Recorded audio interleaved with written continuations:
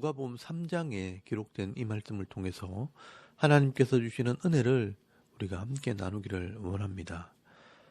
여러분, 누가복음 3장 말씀에는 이 세례 요한의 사역과 예수님의 공생의 시작과 예수님의 족보에 대해서 기록을 하고 있습니다.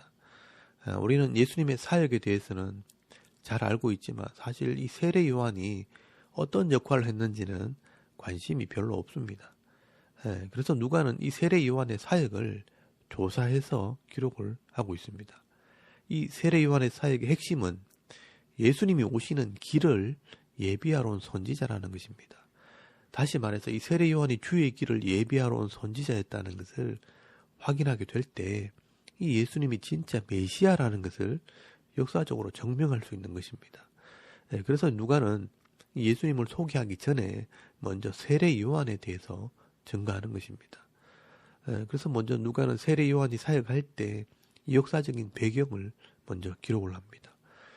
이것은 당시 로마와 이스라엘의 역사 속에서 실제로 있었던 사실이라는 것을 증거하는 것입니다. 여러분 1절 말씀에 보시면 디베르 황제가 통치한 지 15해 곧 이 본디오 빌라도가 유대의 총독으로 헤롯이 갈릴리 분봉왕으로 그 동생 빌립이 이두레와 드라고닛 지방의 분봉왕으로 루사니아가 아벨레네의 분봉왕으로 있을 때였다라고 기록을 하고 있습니다. 예수님이 태어날 때는 헤롯 대왕이 이스라엘을 다스렸지만 예수님이 30살쯤 되었을 때는 헤롯이 죽고 그의 아들 3명이 땅을 나누어 가지게 됩니다. 그래서 헤롯 아켈로아가 유대를 다스리다가 경질되고 이 본디오 빌라도가 다스리게 되고 이 갈릴리 지역은 헤롯 안디바가 다스리고 그 외의 지역은 헤롯 빌립이 다스리게 됩니다.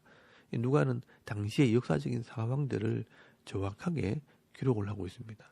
그리고 이 세례 요한은 그 시대 이 구약의 이사야와 말라기서 말씀을 성취하기 위해서 메시아를 예비하러 온 주의 일꾼입니다. 그래서 4절 말씀에 누가는 이사야서 말씀을 인용합니다. 선지자 이사야의 책에 쓴 바 광야에서 외치는 자의 소리가 있어 이르되 너희는 주의 길을 준비하라 그의 오실 길을 곧게 하라 라는 예언이 있는데 그 광야의 소리가 바로 세례 요한이라는 것입니다. 이 말씀은 이사야서 40장 3절에서 5절까지 말씀을 인용하고 있습니다. 그런데 5절 말씀에 보시면 모든 육체가 하나님의 구원하심을 보리라 라고 기록을 하고 있지만 이사야서에는 모든 육체가 하나님의 영광을 보리라 라고 기록이 되어 있습니다.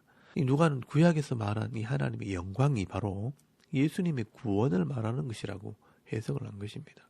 그래서 이 세례 요한은 예수님이 이 땅에 구원자로 오셨다는 것을 예비하러 온 선지자라는 것을 설명하고 있는 것입니다. 이 이사야의 예언처럼 이 세례 요한은 예수님이 구원자라는 것을 증거하러 온 것입니다. 그래서 이 구원을 받기 위해서는 회개를 해야 한다는 것을 선포하고 가르치게 됩니다. 사실 이것은 말라기 선지자의 예언을 이루는 것입니다. 이것은 이미 누가복음 1장 17절 말씀에 기록이 되어 있습니다. 그가 또 엘리야의 심정과 능력으로 주 앞에 먼저 와서 아버지의 마음을 자녀에게 거스르는 자를 의인의 슬기에 돌아오게 하고 주를 위하여 세운 백성을 준비하리라 라고 말씀을 합니다. 여러분 이 말씀은 말라기서 4장 4절에서 6절까지의 말씀을 이룬 것입니다. 너희는 내가 호렙에서 온 이스라엘을 위하여 내 종 모세에게 명령한 법 곧 율례와 법도를 기억하라. 보라 여호와의 크고 두려운 날이 이르기 전에 내가 선지자 엘리야를 너희에게 보내리니 그가 아버지의 마음을 자녀에게로 돌이키게 하고 자녀들의 마음을 그들의 아버지에게로 돌이키게 하리라. 돌이키지 아니하면 두렵건대 내가 와서 저주로 그 땅을 칠까 하노라 하시니라 라고 말씀을 합니다. 여러분 하나님께서 호렙산 이 시내산에서 언약한 말씀으로 이 이스라엘 백성들이 언약이 되어 있기 때문에 이 언약의 말씀은 변하지 않는다는 것입니다.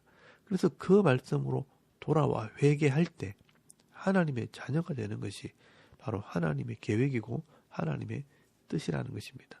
그래서 신약 시대에 이 엘리야처럼 이런 하나님 말씀을 외치면서 말씀으로 돌아오라 회개를 외치게 될 때 자녀의 마음이 아버지께로 돌아오듯 하나님의 백성들이 하나님께 돌아오게 하는 사람이 나온다라고 말씀한 것입니다.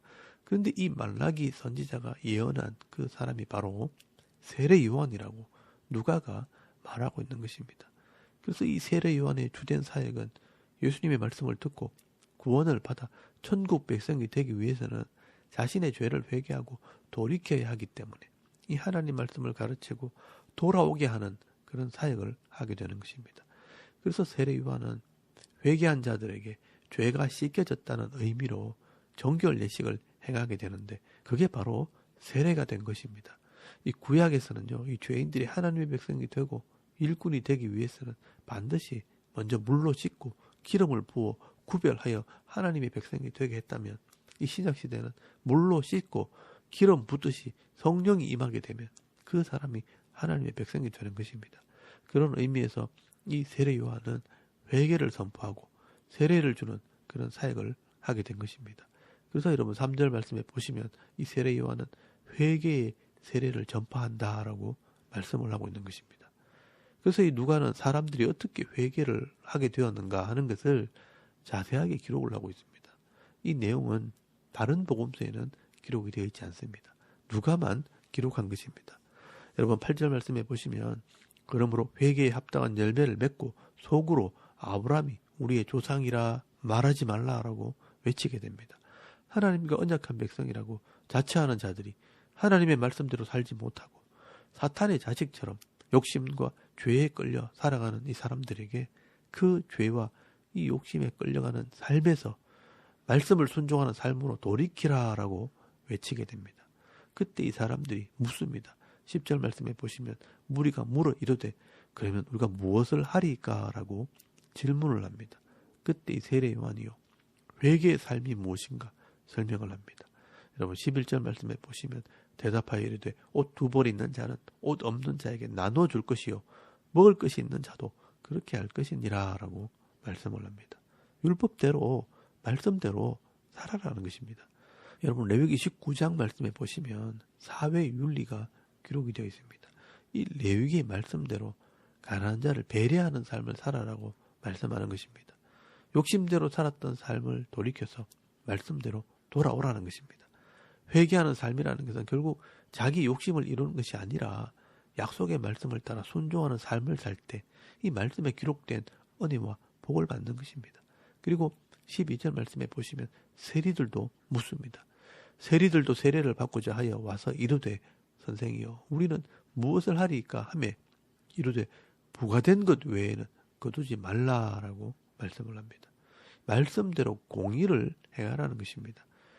이 세리들은요 로마의 세금을 바치기 위해서 이 백성들의 세금을 거두면서 자기 배를 불리기 위해서 더 많은 세금을 거두어서 부자가 되려고 했던 사람들입니다. 그러나 하나님 백성으로 회개한 자라면 이 정해진 세금 외에는 욕심을 내지 말라는 것입니다.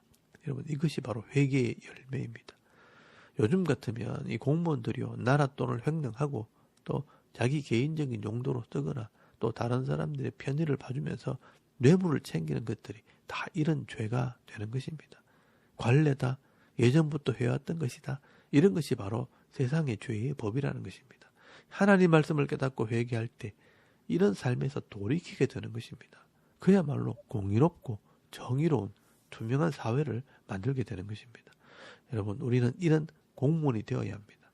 교회가 예수를 믿는 성도들이 이런 공무원을 만들어내야 하는 것입니다. 그런데 많은 사람들이 하는 말이 나 혼자 한다고 되나? 오랫동안 그렇게 해왔기 때문에 나 혼자 한다고 안 된다라고 말하는 사람들도 있습니다. 그러나 여러분 나 혼자는 안 되는데 하나님께서 하시면 됩니다.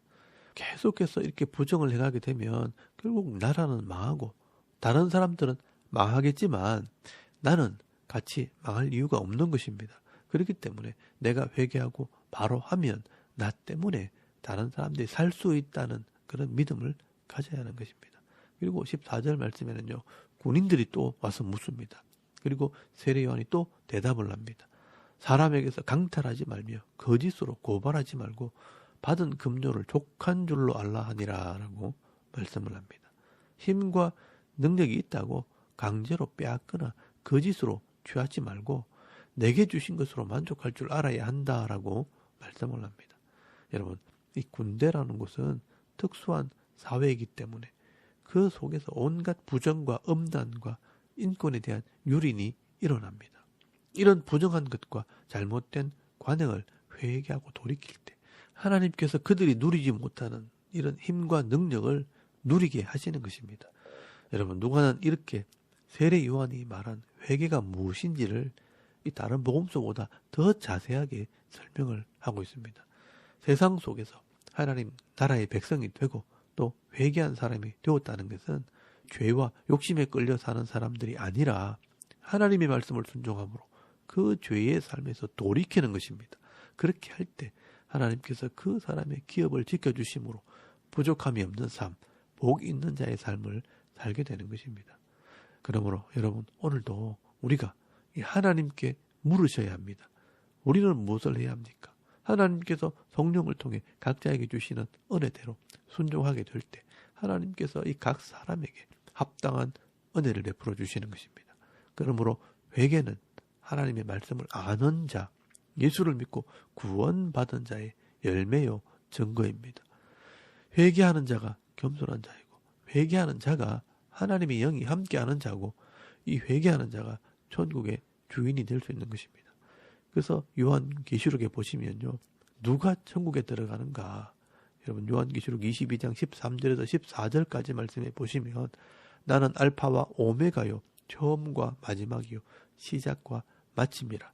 자기 두루마기를 빠는 자들은 복이 있으니 이는 그들이 생명나무에 나아가며 문들을 통하여 성에 들어갈 권세를 받으려 함이로다라고 말씀을 합니다. 여러분, 여기 자기 두루마기는요 성도의 삶을 의미하고요, 이 두루마기를 빠는 것은 회개하는 삶을 상징합니다.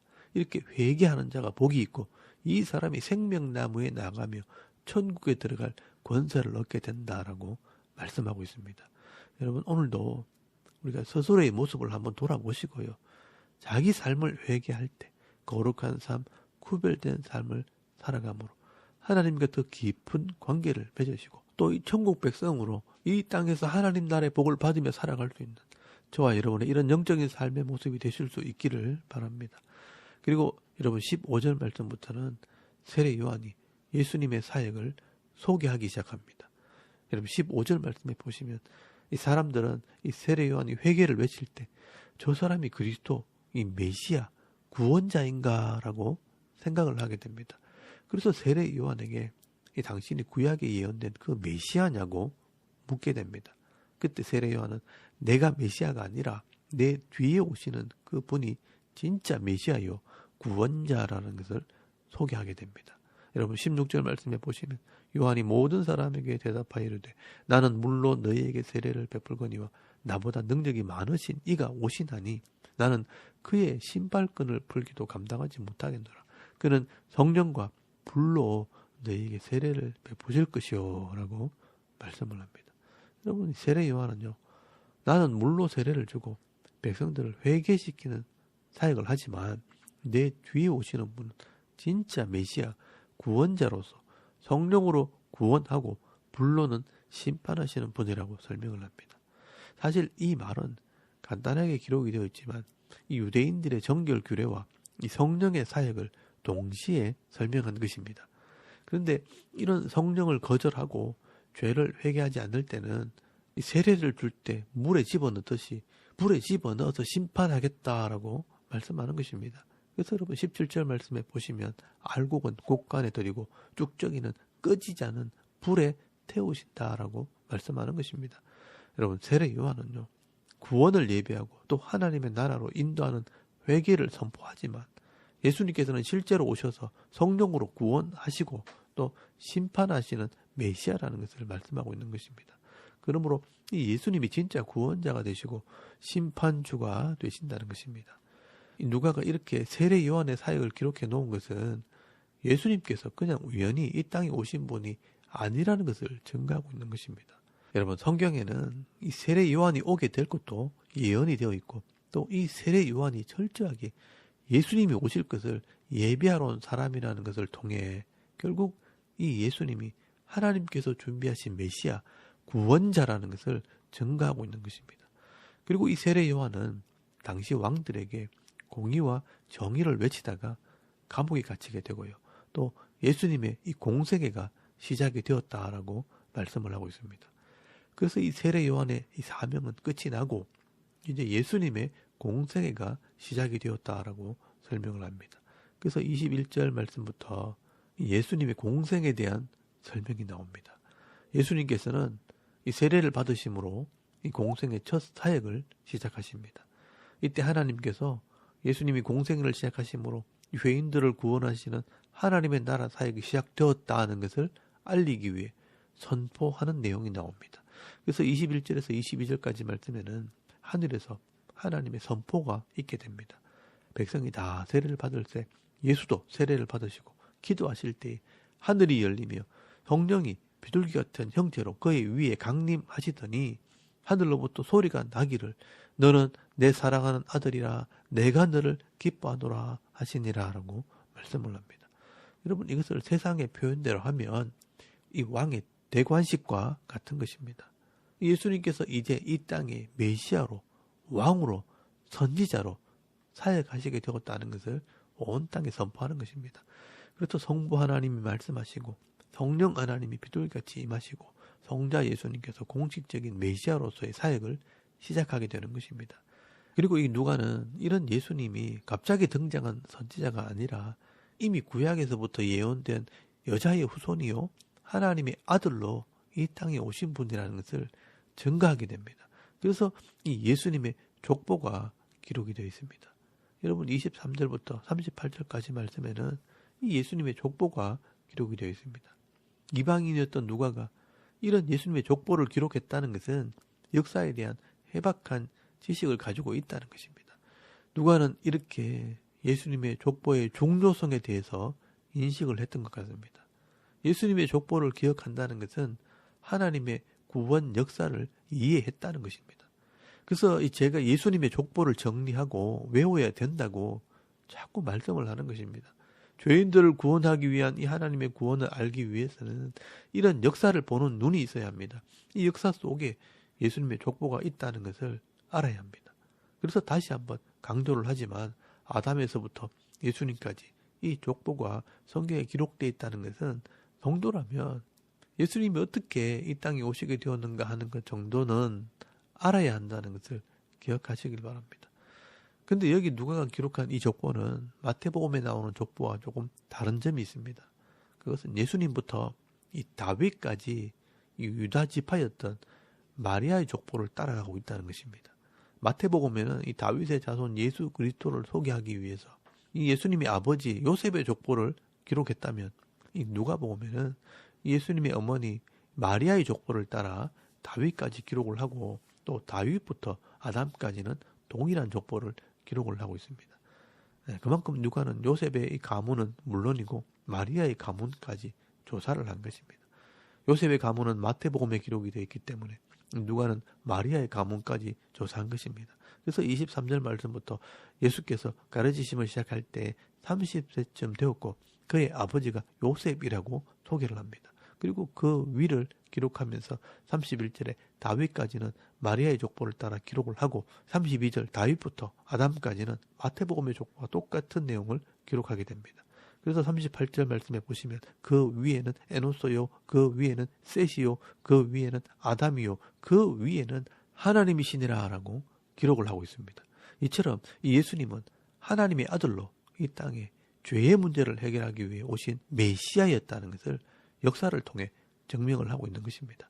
여러분 우리가 이 마태복음의 족보를 보고 또 이 누가복음의 족보를 보면 예수님이 하나님의 아들이요 아브라함의 후손이요 다윗의 왕위를 이어받은 메시아라는 사실을 분명하게 알게 되는 것입니다.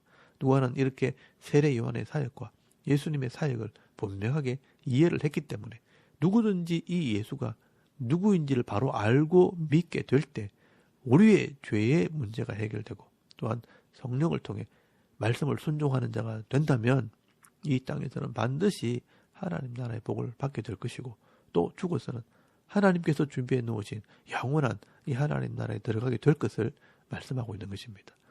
오늘 저와 여러분도 이 누가복음의 말씀을 통해 예수를 바로 알고 깨달아서 이 땅에서 살아가는 동안 거룩한 성도의 삶을 살아갈 뿐 아니라 많은 사람들에게 내가 만난 예수를 증거하며 많은 사람들을 옳은 대로 인도하는 믿음 있는 성도들이 다 되실 수 있기를 주의 이름으로 축원합니다. 아멘. 우리 잠깐 기도드리겠습니다. 오늘도 진정한 회개의 열매를 맺어서 이 말씀대로 사랑하고 섬기는 삶을 살아가는 성도가 되게 하옵소서. 나라의 평안과 이 교회의 부흥과 자녀들의 믿음을 위해서 또 개인의 기도 제목을 따라 기도하고 오늘 하루 삶을 또 시작할 수 있기를 바랍니다. 다 같이 우리 하나님께 한번 기도드리겠습니다. 살아계신 하나님 은혜를 참 감사합니다. 오늘 이 아침에 우리가 하나님을 예배하게